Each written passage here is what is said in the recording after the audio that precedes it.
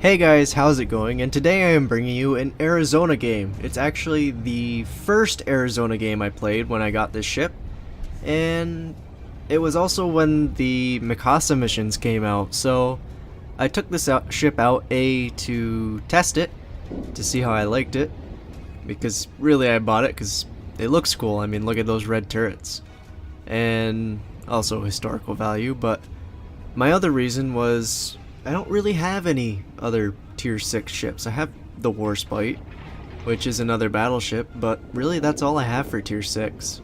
And I wanted a few extra choices at that tier. And so I figured, why not throw in a battleship that isn't quite in the game yet? So my first thoughts on it were, alright, so it's not quite a New Mexico. It has more health, it's a bit slower, and it has guns that have slightly less velocity. They're 45 caliber instead of 50. So I figured it would be decent, but nothing super impressive. Well, I forgot that at low tier, people really don't worry about armor too much. And I just watch it. Some of these kills are pretty painful. I mean, they're no devastating strikes for the most part, but just people don't really remember to angle at low tiers, or they don't know that I'm holding my fire until they turn broadside, and it just leaves me with openings that you wouldn't see in high tiers. You wouldn't see most Iowas. I'm gonna say most because I've seen a few do it, that broadside brawl you, like a Fuso or a New Mexico will or a New York.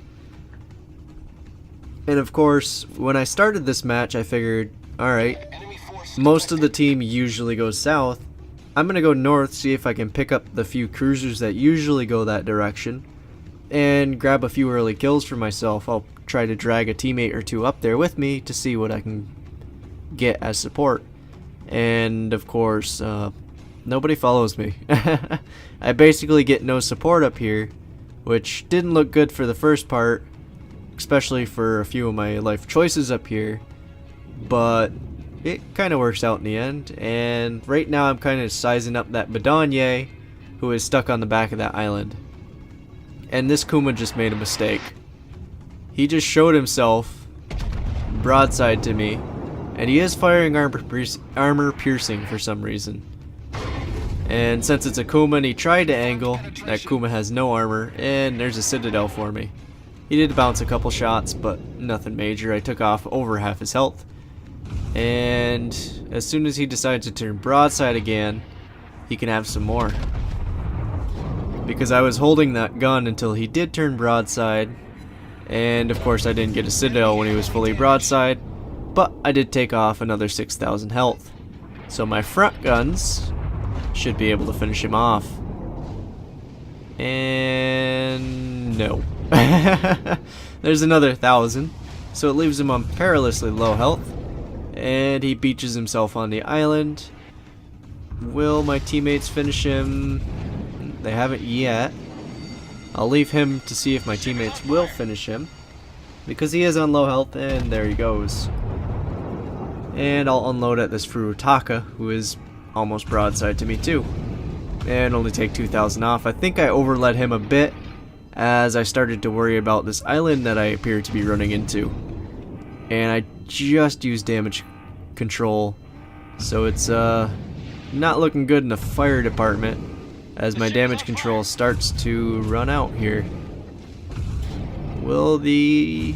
Come on Arizona, turn, baby. A little bit more, get me away from this island.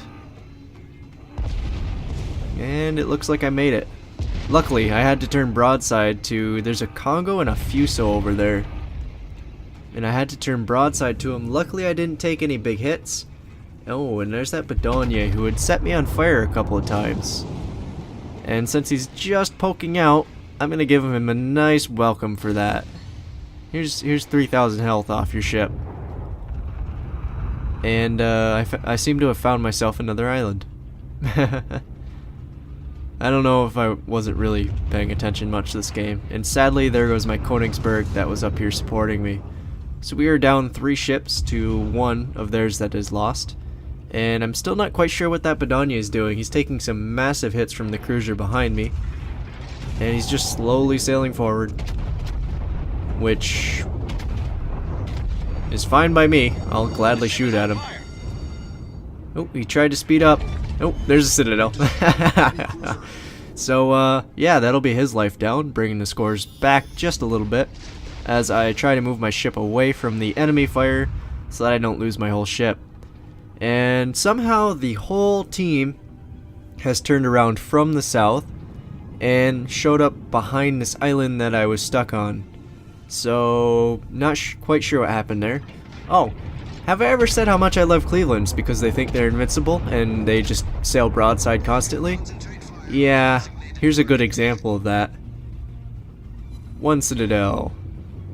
And 2 Citadels. Love Cleveland's. They just love to go broadside. They think they're invincible because they have small citadels, especially to lower tier battleships that don't really penetrate them that much. They think they're invincible, and I love showing them that they really aren't. But since he's disappeared behind an island, I'm turning my guns on this Congo to try to help my team out a little bit. But really, I'm going to end up stealing this kill from about 4,000 to 5,000 health. And shells are floating in, and bang. Alright, 8,000 health. Can't really call it a kill steal even though I did it from across the map. Come on, I let them kill the Kuma. So there's 2 kills. I am 7 minutes in and I've already done 64,000 damage. So, pretty good start. And looks like the Cleveland hasn't learned his lesson as he fights the friendly cruiser that's in the middle too. And he deserves another round of lead from my battleship.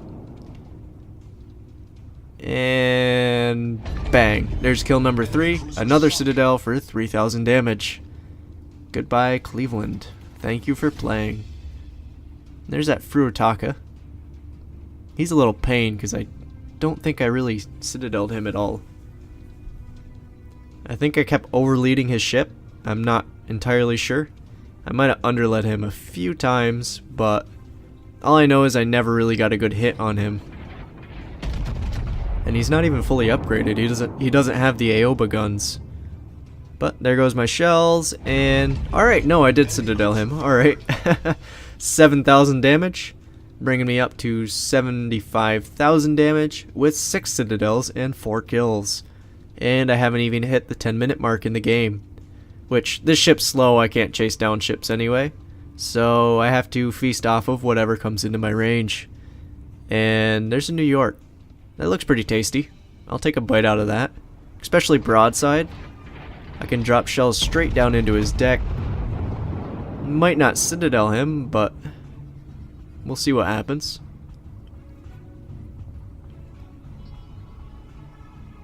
And also a really good... Wow, only 1 hit. Alright, thank you, America. And there's a Molotov in front of him that has been doing really good this game. I think he was on 2 or 3 kills at this point. And I kind of wanted to kill him because I knew I'd be able to Citadel him pretty easily.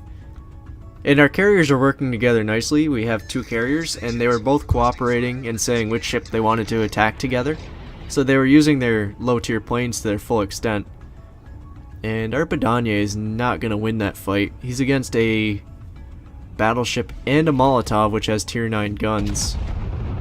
And there's some cannons for the New York to think about. And I did tell my carriers not to attack the Molotov because they probably wouldn't get too close to it and they'd have a better time attacking the New York. And one of them does follow my instructions, but I think the other one does drop on the Molotov. But I don't think he hits him. I'm not entirely sure. We will find out soon though. But that Badania is just about dead, so they're both going to turn their guns on me and the Cleveland that is sailing slightly behind me. There he is. Decent hit to New York, 4,000 damage. Molotov's on about 6,000. And I'm trying to lure the Molotov out. There's some damage to the New York, and I took out one of his guns, I do believe. At least temporarily. And I do want to hit that Molotov. The Cleveland's turning away because he was on fairly low health and he doesn't want to die. And I don't blame him. And I did lag a bit right here, so slight pause in the video, but we are back. Thankfully it didn't completely crash me as I ground to a halt, trying to wait out this Molotov as he came around the side of the island. And he was very reluctant to come out from around that island. He was moving pretty slowly. And he saw me aiming over there, and he turned out. You can see me bouncing my reticle trying to get a line on his ship as he came around the corner. I didn't like the line that I was getting because he was turning, but as he turns away, I drop my shells to where I think he's going, and because of Russia, it has no armor, and there's my Kraken thanks to the Molotov. Of course, I was showing him a pretty good broadside to so his armor piercing did about 5,000 damage to me, which it's not great, it's not optimal, but I got the kill, and my team is one more kill ahead, so I can trust that the newbies won't throw the game on me. So there's 5 kills and 93,000 damage. Pretty good game so far. And this New York is on fairly low health out in front of me. I'm basically the only ship in range, except for carriers, who I think are loading up another strike now.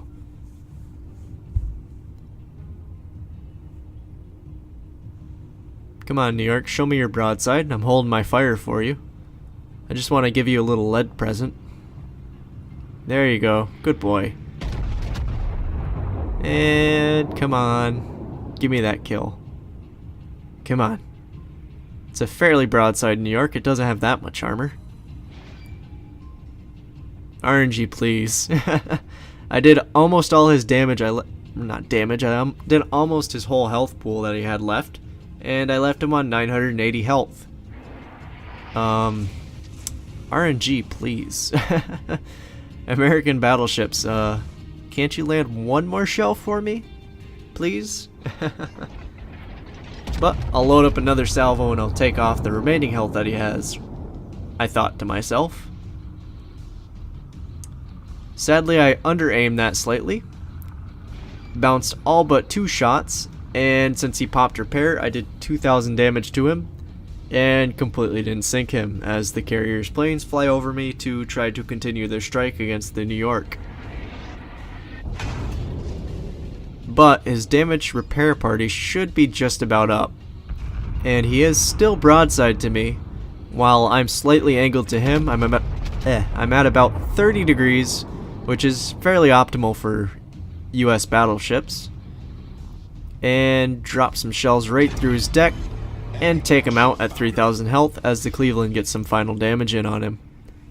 Sadly, the carriers will have to find a different place to get their kills off with their planes. So that's 6 kills, 6 citadels, and 105,000 damage. So what else can we shoot at that will decide to be in range today? Sadly, this ship is slow as hell, and we only have 6 minutes left. There are only 4 ships remaining, and 2 are the carriers that are probably hiding way the hell in the back. One's a Fuso, so he's not going anywhere fast, and one's a cruiser. I'm not sure what cruiser it was, though. I do believe he gets sunk before I even get to look at him, though, by that New York that's kind of sitting in the back. The only issue is he's chasing down our carriers, and that's not good for them. I believe it will end badly for that carrier that has enemy planes sitting over top of it. I think he's trying to dodge cruiser fire as he's sitting over there, but I don't think he gets out of it. Sadly, but low tier carriers aren't exactly fast. They're not known for their speed, they're known for their seal clubbing ability.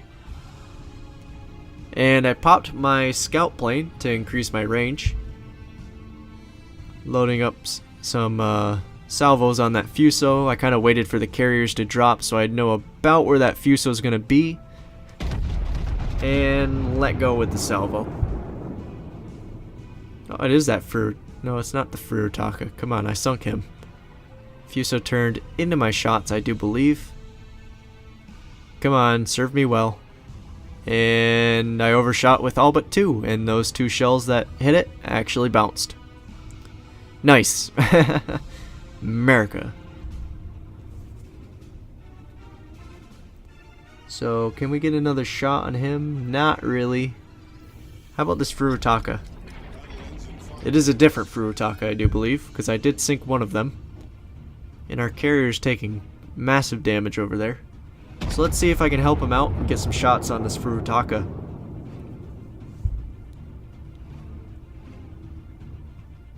Come on. Come on. Ah, I overshot slightly.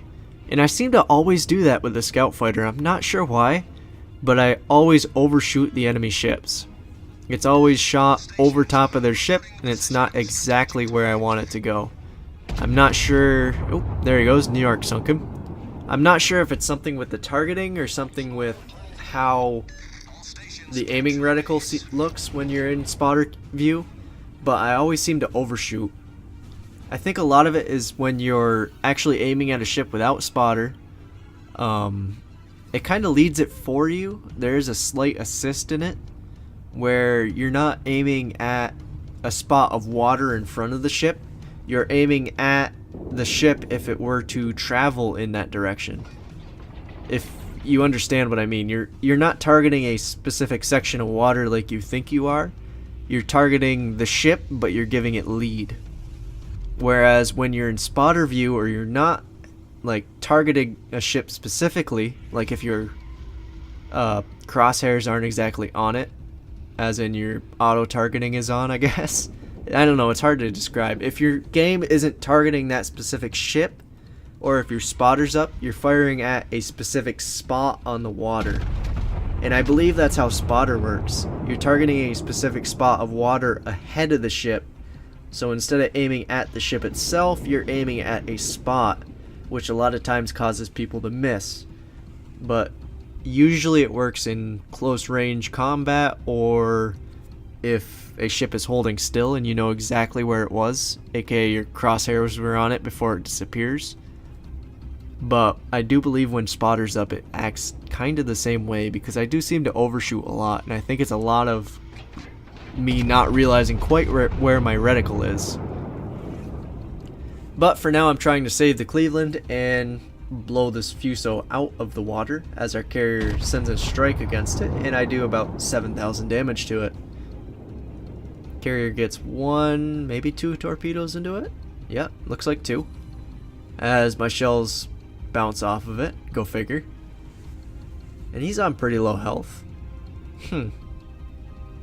It's either me or the New York's gonna get him, because nothing else can really get him without dying. Our Cleveland might be out of range. I'm waiting for him to turn broadside again. I do enjoy holding my fire until I know the ship is turning, at least, so that I know my shells will pen. You'll see a lot of people at high tier where you can juke them out by just waiting till they shoot at your bow, and then you can start making your turn. Or you can turn while they are, so they bounce off a 30-degree angle.